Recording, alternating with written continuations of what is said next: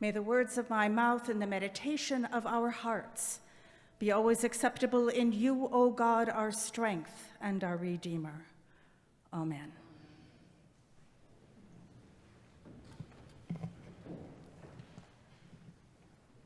Where you go, I will go. Where you lodge, I will lodge.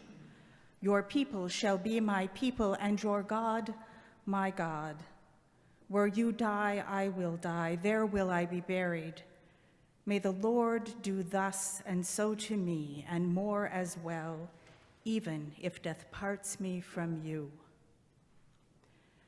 There was once a time, in my lifetime, when these were common words read at weddings, or given to the newly married couple in the form of a needlework or beautifully penned and illustrated wall hanging for their new home, meant to symbolize the new wife's loyalty to her husband.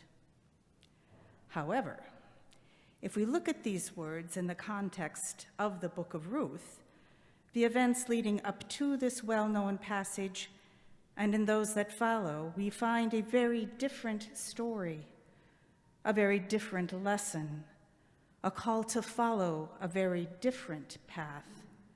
For this is not a story about wifely loyalty, but rather a story of welcoming the stranger and loving your neighbor.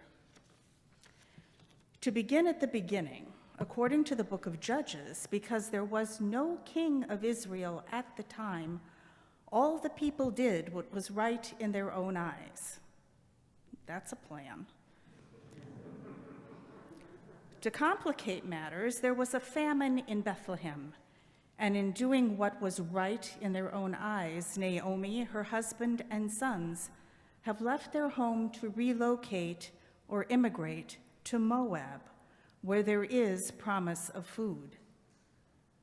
This was a risky move to begin with, for Moabites were considered enemies of Israel.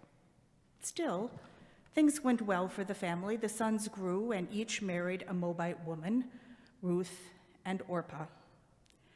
Then things took a turn for the worse. Naomi's husband, Elimelech, dies, and shortly thereafter, she loses both of her sons. And this is where we join the story. Naomi is now not only a widow without a husband or sons to take care of her, she is a foreigner, which puts her at the very lowest of society's rungs. She knows she must return to her place of origin, Bethlehem, and at first decides to take with her both her widowed daughters-in-law. She has second thoughts, however, when she realizes it will still be difficult for her to enter into Bethlehem's society as a widow without a male family to take care of her. But her two daughters-in-law are not only widows from what is considered to be a mixed marriage, they are aliens, immigrants from a country of origin that is considered an enemy state to Israel. It would be better, Naomi rationalizes, for the younger women to stay in Moab, where they have family, male relatives to help care for them, and where there still may be a chance for them to remarry. Orpah agrees to stay behind, but Ruth, in spite of the situation, firmly declares to stay with her mother-in-law.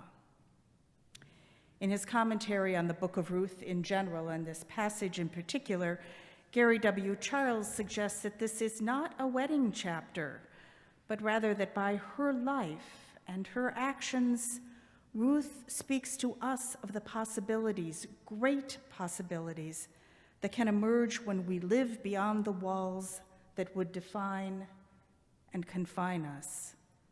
Or in the words of Isabel Wilkerson, when we live outside the container that has been built for us.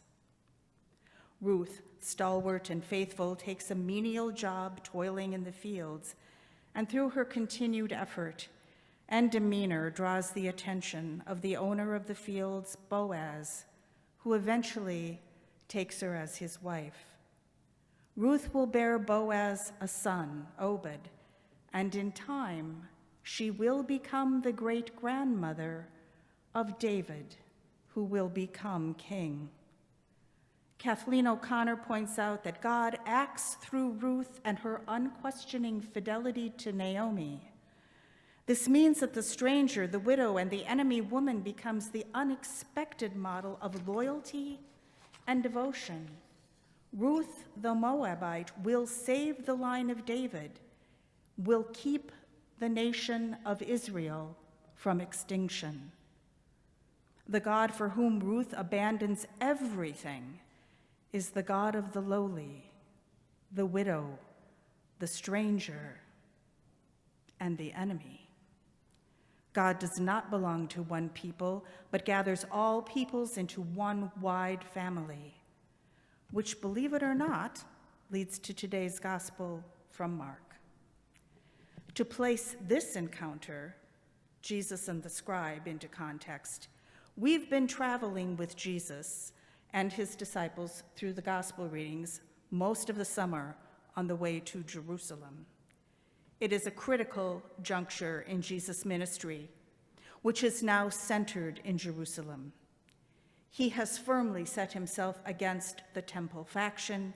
He has overturned the tables of the money changers. He's driven people out of the temple, and he has engaged in more than one energetic and fierce debate with the religious leaders of the day, who are waiting for, looking for, anxious for a reason to arrest him. It is into this scene that Mark introduces us, by way of a questioning scribe, the foundation of our faith that St. Augustine described in the following way: whoever therefore thinks that they understand the divine scriptures or any part of them, so that it does not build the double love of God and our neighbor, does not understand it at all.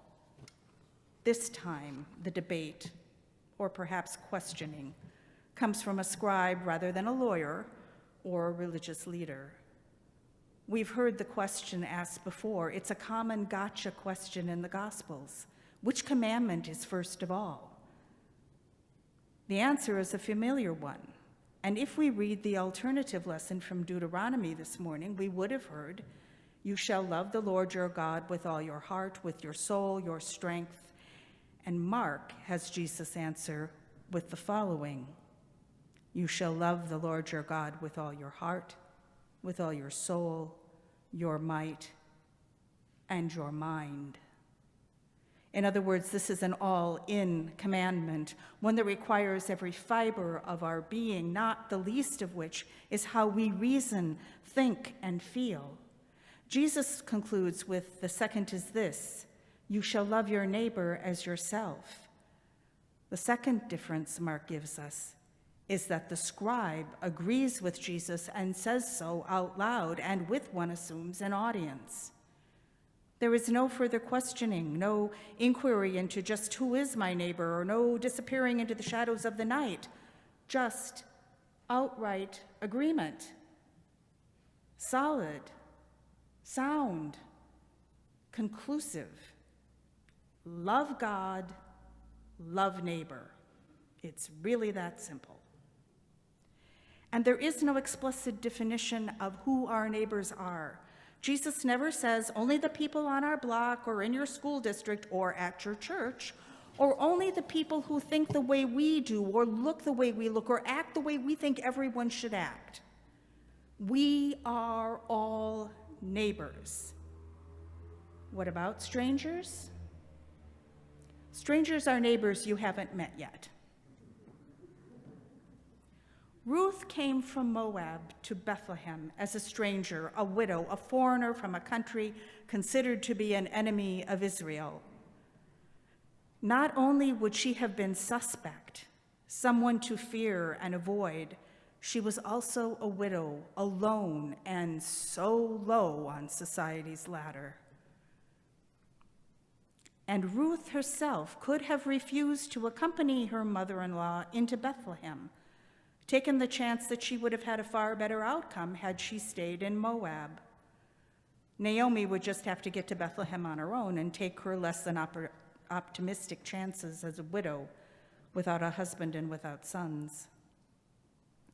But Ruth, chose to believe in the possibilities that God provides us when we choose to live outside the boundaries and walls that we have made. Ruth chose love of God and love of neighbors, a love that led to an encounter in the gospel, a question and an agreement between a scribe and a Messiah. Amen.